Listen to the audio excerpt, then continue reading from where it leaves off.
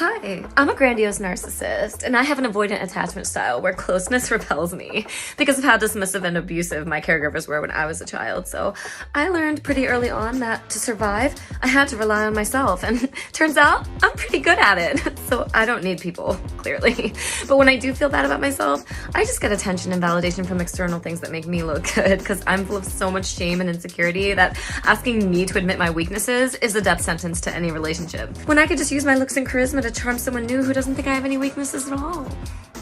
Hi, I'm a petulant, destructive borderline, and I can actually give you all the validation you'd ever want because of how much I'll obsess over you, and I have such strong abandonment issues that I would do anything to keep you from leaving me. Even if that means changing myself and then manipulating you into thinking that I'm naturally anything you'd ever want in a partner. But truthfully, I have a fearful avoidant attachment style because the caregivers that comforted me as a child were the same caregivers who instilled fear and shame into me. So even though I might love you, I also want to get as far away from you as possible. But then I also can't tolerate the idea of being alone because those caregivers didn't trust me to be alone, which only was a projection of their inability to trust themselves because of how inconsistent their parenting was. But that also taught me to not trust myself in anything I do, so I don't believe I'd make it by myself. So you're not allowed to leave me now because I'm nothing without you. Doesn't that make you feel good? Well, yeah, I do enjoy feeling like I'm your entire world and that nothing I can do will ever scare you away. Even if I become so toxic for you, I know you won't leave, so I can get away with everything. It'll all feel familiar to you anyway because of how toxic your childhood was. Oh yeah, the toxic thing is super familiar. But that doesn't mean you'll get away with everything, silly. I've learned how to become hypervigilant to your every move so I can pick up when any of your patterns change. Because I learned I couldn't trust my caregivers enough to express my concerns, I just keep my concerns and worries to myself until they eat me up so much inside that it becomes physically intolerable and I end up having an outburst, and which you'll call me crazy for and say I'm overreacting. Well, at least you look like the weak, vulnerable one in those instances, even though I'm the one that did you wrong. Because I can just scapegoat you because of how publicly and easily you'll admit that you are emotional. And once again, I'm being the bad kid, which I've heard my entire life, so I'm actually really good at being the bad kid now. The problem for you is that because I can read your every move, mirror your every trait, and successfully shapeshift into being whoever I think you want, I also know how to really hurt you with my words. Hold up, no one has ever been able to tear me down before. Not like a petulant, destructive borderline. You're good. This is tickling my own God complex, and trauma wounds were acting out in my anger provides my inner child with the sense of justice she never got all the time she was victimized wrongfully and frozen silent in childhood.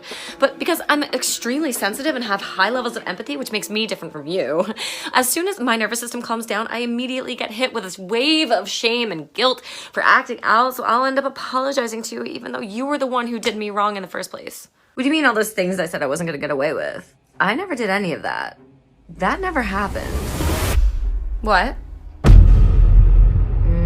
Are you okay? Is your imagination getting the best of you again? Do we have to call your doctor? So you never did anything behind my back?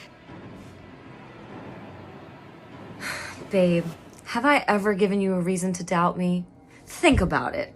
No, I guess you're right. No, you gaslighter!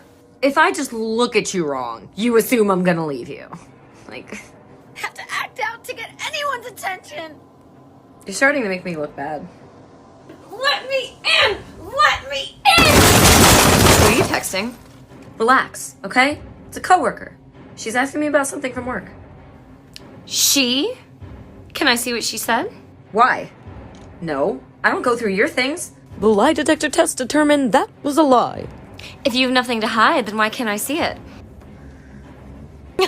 Or I'll just come up with a few different arguments you're going to be unable to refute because I'm so good at arguing. I could be a lawyer if I only believed in myself and didn't have severe trauma, which impacts my ability to remember anything in the short term.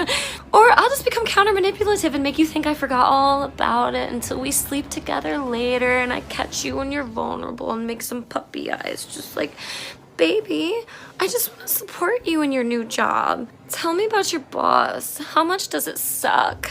Who's your new friend? What's your schedule tomorrow? All right. I'll tell you about her. Good boy. Hi, my name is Jezebel. I'm a sociopath. I love flirting with people in relationships just because it gives me a sense of power to tempt others. I'm not supposed to be tempting.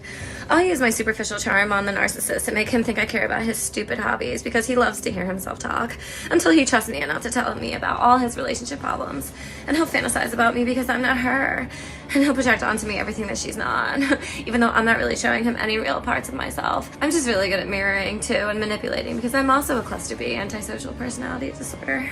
Wow, look at all this new supply. I can literally feel her on you. I can smell her on you. Now I have no choice but to watch your every single move to make sure you're not doing something wrong behind my back. So all of a sudden I'm in competition for your attention. It's so interesting the way I'm destroying lives and yet I feel nothing. So I'm gonna care about your stupid hobbies even harder. In fact, I'll even make them my hobbies. Now they're a part of my identity. See how compatible I am with you, babe? These chicks are going crazy over me. Damn, I have so much power. No one is paying any attention to me.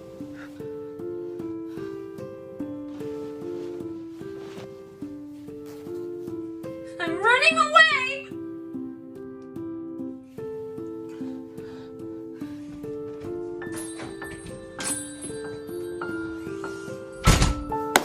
I'm so burnt out. This person has taken my entire day.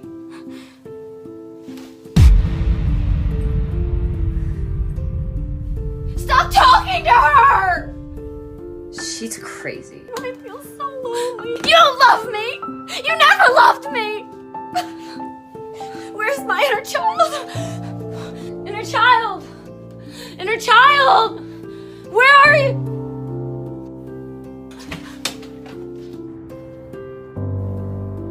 No!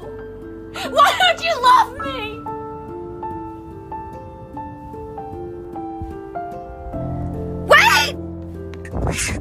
I'm sorry.